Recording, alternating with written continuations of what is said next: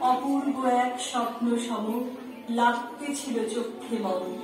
কি বিচিত্র শোভা তোমার, কি বিচিত্র সাজ। আমি মনে ভাবিতেছিলাম এই কোন মহারাজ। আজি শুভক্ষণে রাত পোহালো, ভেবেছিলেন তবে আজ আমারে দাঁড়ে দাঁড়ে ফিরতে নাহি হবে।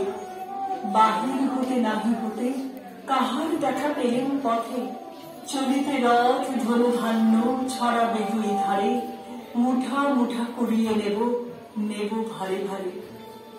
দেখি সহসা রথ থেমে গেল আমার কাছে এসে। আমার মুখ পানে চেয়ে নামলে তুমি হেসে।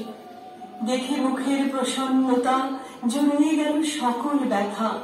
হেন কালে কিসের লাগি তুমি অকস্মাৎ, আমায় কিছু দাও গো বলে বাড়িয়ে দিলে হাত।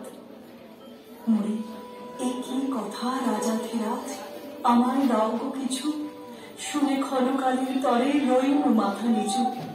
তোমার কিবা অভাব আছে ভিখারি ভিক্ষুকের কাছে। এ কেবল কৌতুকের বশে আমার প্রবঞ্চনা। ঝুলি হতে দিলেন তুলে একটি ছোট কণা। যবে পাত্রখানি ঘরে এনে উজাড় করি, দেখি ভিক্ষা মাঝে একটি ছোট সোনার কণা দেখি। দিলেন যা রাজ ভিখারিরে, স্বর্ণ হয়ে এলো ফিরে। তখন কাঁদি চোখের জলে দুটি নয়ন ভরে। তোমায় কেন দিইনি আমার সকল শূন্য করে।